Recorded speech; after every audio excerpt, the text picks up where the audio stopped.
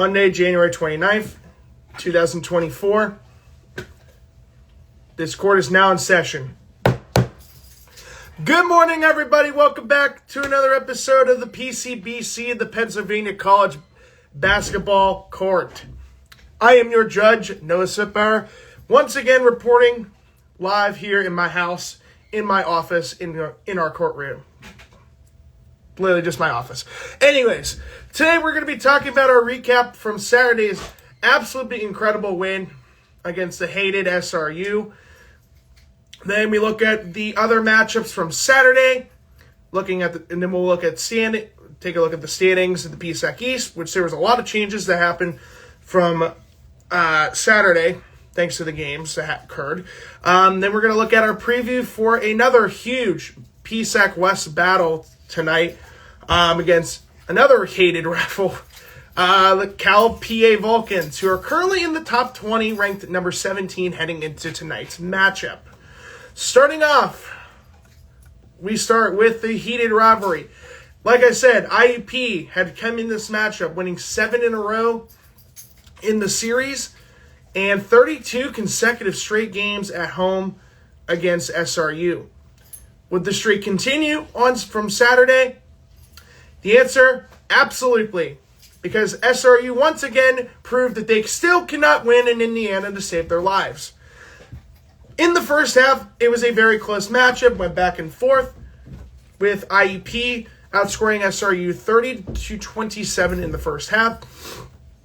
SRU shot 9 of 31 from the floor, 29%. 3 of 11 from three-point range, 27%.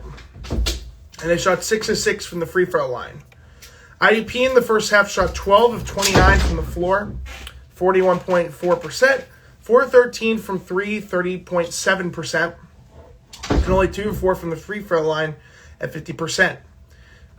In the second half, SRU could not shut down the one and only Hot Hands Bryce Radford, as IUP outscored SRU 47-37 in the second half. SRU shot 14 of 28 from the floor in the second half at 50%. Shot 4 of 10 from 3 at 40%. And missed 3 of their 8 free throws attempts in the second half, shooting 5 of 8 from the free throw line at 62.5%. IUP took command in the second half and took this game out of SRU's grasp.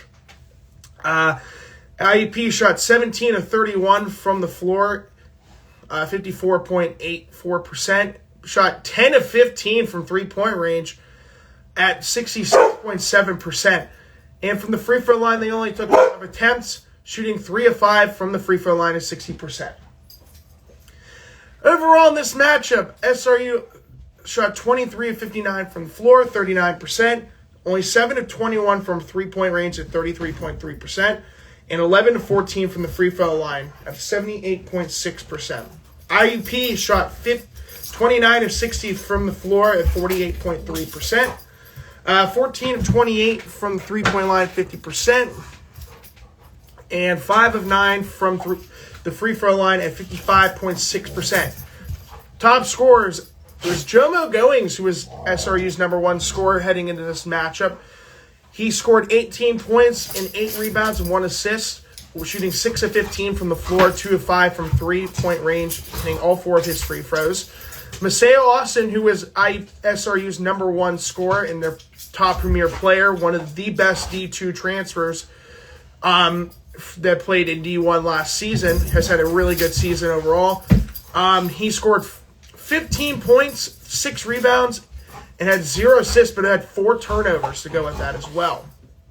Shooting 6 of 12 from the floor, only 1 of 4 from three-point range, and 2 of 4 from the free throw line. Ike Herster, my good friend from the Shenango Valley area, and home to one of my favorite restaurants, the Combine Brothers over in Hermitage. My good friend Ike only scored 8 points, 1 rebound, 1 assist. Not much, Ryan. I'm excited about this incredible matchup that's going to be coming to us tonight. Big matchup against Cal. Luke Howells, their number 5 player that had as their starter. So their starting 5 was the 5 I had to guess was going to start. House on 32 minutes only scored 8 points, 2 rebounds, 2 assists. And LaShawn Lindsay in 37 minutes only shot 2 of 9 from the floor, 1 of 4 from 3, 7 points, 9 rebounds, 4 assists. Bobby Clifford on 23 minutes off the bench had 8 points and 10 rebounds, shooting 3-6 from the floor and 1 of 1 from 3-point range and 1 of 2 from the free throw line. For IEP, nothing really changed other than in 30 minutes, our good friend Hot Hands Bryce Radford had his best game of his career and put up a historic day for IEP in 30 minutes.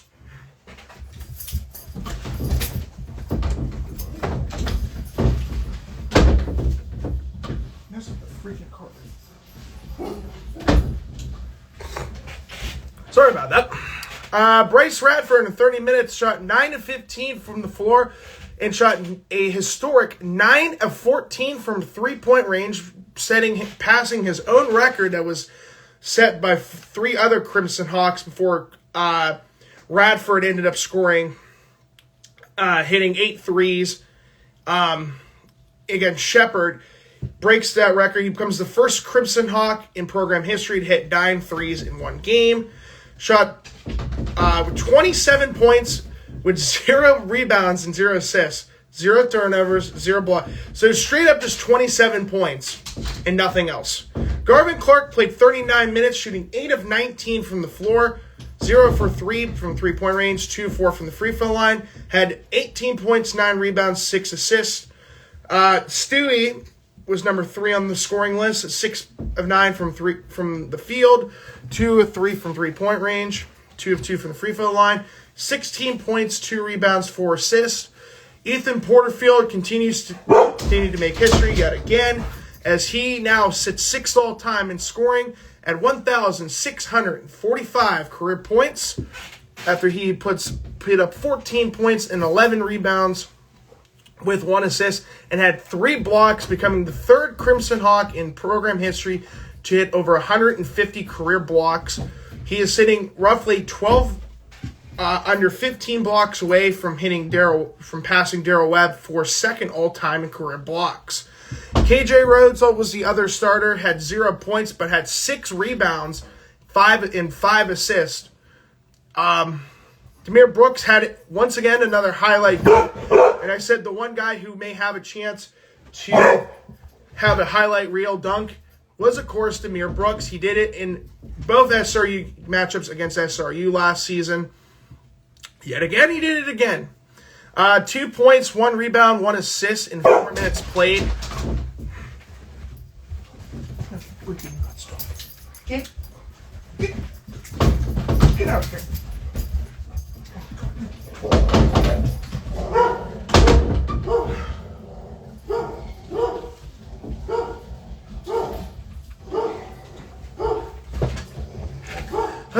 My dogs are driving me nuts today. Anyways, Sep Furton, 18 minutes played, 0-3 from the field, had 2 rebounds.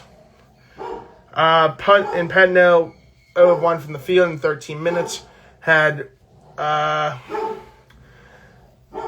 3 personal fouls and 1 turnover. IEP created 8 steals and again had only 6 turnovers. Compared to SRU, who had 11 turnovers and only 4 steals. With that, IEP successfully wins this game 77-64 in front of a crowd of nearly 70% full capacity. Around 2,700 people. IEP wins 77-64 to improve to 13-5 on the season with a record of 10-2 in conference play, while SRU drops to 8-10 and back to 500 at 6-6 overall in conference play. IEP improves on their winning streak, winning their 8th matchup overall, 8 straight win overall against SRU, and SRU fails to once again try to snap a historic streak that will continue for at least potentially another year, as IEP wins its 33rd straight home matchup against SRU. Going from Saturday's matchups, 7-1 again overall in predictions. The only game I missed was the first one we're going to talk about, Millersville at East Stroudsburg. I had felt like Millersville may have potentially had the potential to pull off an upset. Unfortunately, that was not the case. East Stroudsburg won 98-77. Matt Dade was their number one scorer for Millersville, had 24 points. Jaden Faulkner, 22 points. For East Stroudsburg, Lakeem McKaylee had 25 points. In that matchup, every other game that I got correct, Cal at Mercyhurst, Cal winning by 17. Westchester beating Mansfield by 10. IUP, of course, winning by 13 over SRU.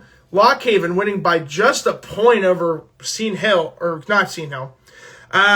Lock Haven beating Shippensburg by 1 point, 72-71. Shepherd beating Bloomsburg by 9. Gannon beating Pitt Johnstown by 23, winning 109-86. And Seton Hill beating Edinburgh by 11. Overall, another impressive day. So overall, since my bet with my girlfriend a couple weeks ago, we made a bet that I was going to do better. Fortunately did not. I had to wear Steelers jersey, but it's been good luck ever since. 28-4 in the last 4 days. 4 overall days for the PSAC conference. 22-2 in the last 3. I am not going to complain about that. Moving on to the standings. PSAC East. East Stroudsburg, yet again, with that win over Millersville, continues to improve. They are still at the top of the leaderboard in the PSAC East, but there's a team that's behind them that did beat them one already earlier this year. But East Stroudsburg still leads away at 16-2 overall with a 10-2 record in conference play. Lock Haven now is second overall in the PSAC East. Last season, they were 12-10 in the PSAC East and barely made the playoffs. This team is a sneaky good team right now. 12-5 overall with a 10-2 record in conference play and has the longest winning streak in the PSAC at 8 games. Millersville drops to third with their loss against East Stroudsburg, improving down to 14-4 overall and 9-3 in conference play. Westchester tied with the same record in conference play as Millersville. Westchester now 12-6 with a record of 9-3 in conference play. Shepherd now is in 5th place. After their win against Bloomsburg, they improved to 4-8 in conference play with a record of 7-10.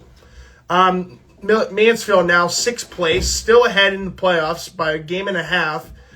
At 6-12 overall with a record of 4-9 in conference play on a 3-game losing streak. Bloomsburg now 7th in the PSAC East at 4-14 with a record of 2-10 in conference play. Shippensburg, again, just an absolute disaster of a season on an 8-game losing streak, 5-13 overall, 2-11 in conference play. And the Bears of Kutztown 2-16 with a record of 1-11 in conference play. In the West, Gannon still maintains the number 1 spot with an 11-2 record in conference play and a record of 17-2 overall for a team that was projected to be 7th in the PSAC West earlier this year in the preseason polls. Cal is number 2, the team we're going to be seeing tonight. Big matchup coming up later tonight at Kovalchik. Cal is 16-2, ranked 17th overall in the country. Gannon was ranked 12th in East Stroudsburg, ranked 19th before tomorrow's rankings come out. IUP still not in the ranking top 25 yet, but they could improve their chances of getting in the top 25 with a win tonight. 13-5, they're third in the PSAC West at 10-2 in conference play. Winner moves into second place. At 11-2 in conference play. At Seton Hill with their win the other day over Edinburgh improves back into 4th place with an 11-7 record overall and 6-6 in conference play. SRU with the loss at IUP drops to 5th. They are 8-10 overall, 6-6 in conference play. And Mercyhurst, still holding on by a game, is 9-11 overall, 5-7 in conference play.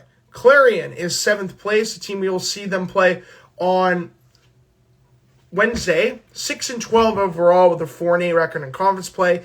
Edinburgh at 4-8 overall in conference play, 5-13 overall.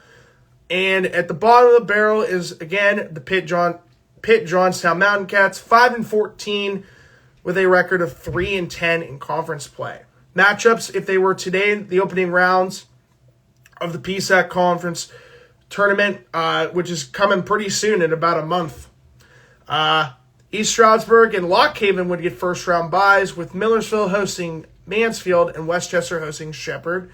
Gannon and Cal, as of right now, are the top 2 teams in the PSAC West, would get first-round byes. IEP would host Mercyhurst. Seton Hill would host Slippery Rock. And then Bloomsburg, Shippensburg, Kutztown out in the East. Clarion, Edinburgh, and Pitt Johnstown out in the PSAC West. All right. With that being said, another good day, 7-1, improving my record to 67-27 overall in predictions since December 18th when I first started doing these. Winning percentage absolutely has increased so much, up to 713 now. It was at 620 before the 4-4 record when IEP lost at Gannon. Moving on now, matchups tonight. We got some good ones. We got some good matchups tonight. Leading the way, all games today are at 7:30 Eastern Standard Time. Millersville at Westchester. Millersville's currently 3rd in the PSAC West or PSAC East. Westchester 4th in the PSAC East, so the winner will stay in 3rd, potentially move up to 2nd if anything crazy could happen with Lock Haven later today. Millersville 14-4, Westchester 12-6. Kutztown travels to East Stroudsburg. The Bears are the worst team in the East and worst team overall in the PSAC at 1-11 in conference play against East Stroudsburg, who's still currently ranked 19th with 10-2 record in conference play. Kutztown overall 2-16. East Stroudsburg 16-2. Clarion travels north to Mercyhurst. Clarion is 4-8 in conference play. Mercyhurst 5-7. So this could be a really big game for Clarion if they could pull off an upset. Overall, Clarion 6-12. Mercyhurst 9-11.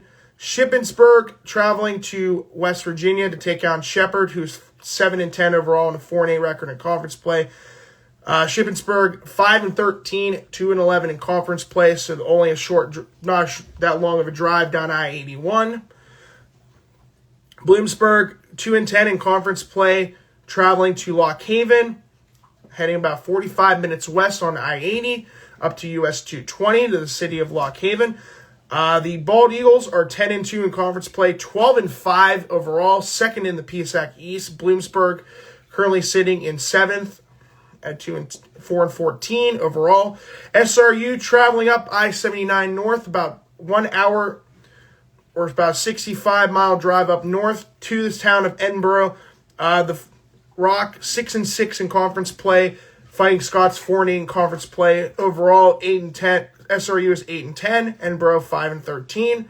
Pitt Johnstown traveling to the Westmoreland County seat of Greensburg to take on the Griffins. Seton Hill 6-6 in conference play. Pitt Johnstown 3-10 in conference play.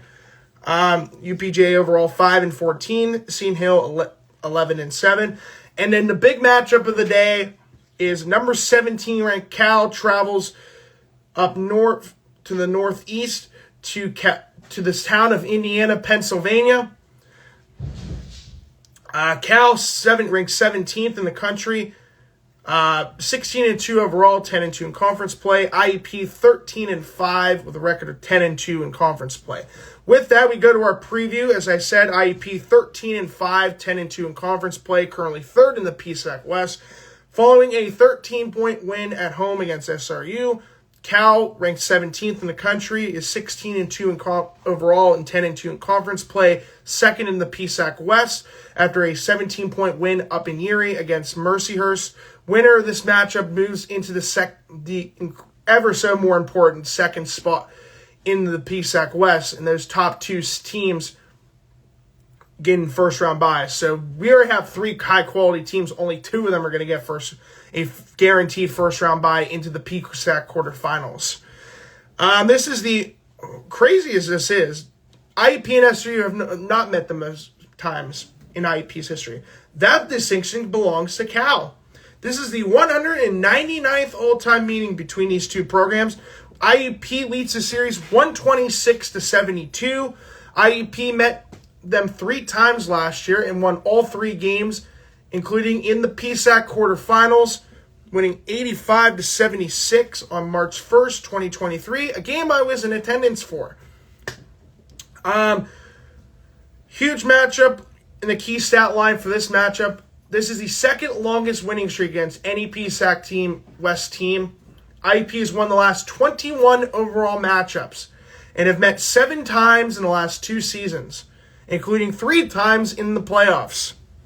Now we look at our statistics for this matchup. Offense, again, this is the 7 key elements of Noah's fundamentals of basketball. Again, we go by the PSAC overalls conference standings by these stats.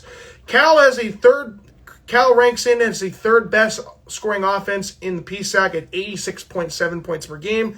IEP is 3rd to last at 71 points per game, ranked 16th. Defensively, it's going to be a really good game. IEP has advantage, the 3rd best scoring defense at 66.7 points per game allowed. Cal is 7th at 73.7. Field goal percentage, we are looking at right now the number 1 shooting team in the PSAC, shooting 51.8% from the floor. That is Cal, ranked number 1. IEP shooting 43.1%, and they are ranked 15th.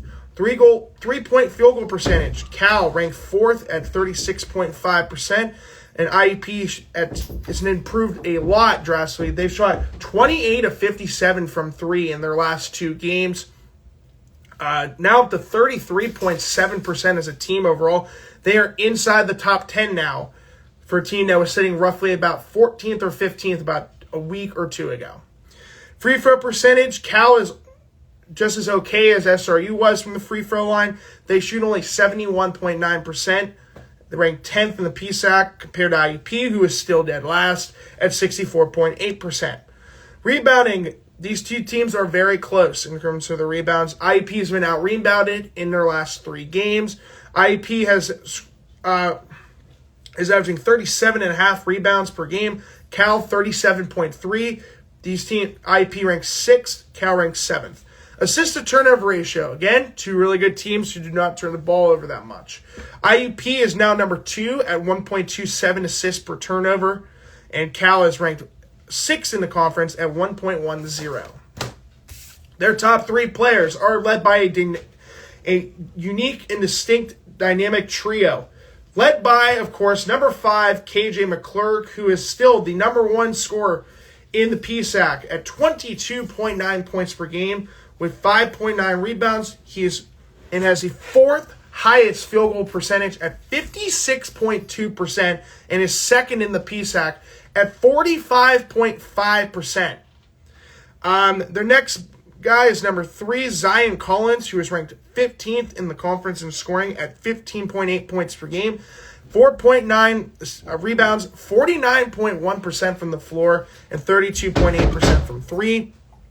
And their the trio is concluded by number 0, Jermaine Hall Jr., who is their number 1 scorer from Saturday's matchup at Mercyhurst. He is averaging 13.2 points per game, 6 rebounds, shooting 58.3% from the floor, and 33.8% from 3. Let me double check that just to make sure, because I changed it as soon as I saw it. Let's see, field goal percentage for Jermaine Hall Jr. 50.3% from the floor. He's 10th in the conference. And from 3, he's shooting 35.8% from 3. He's also ranked 10th in the conference.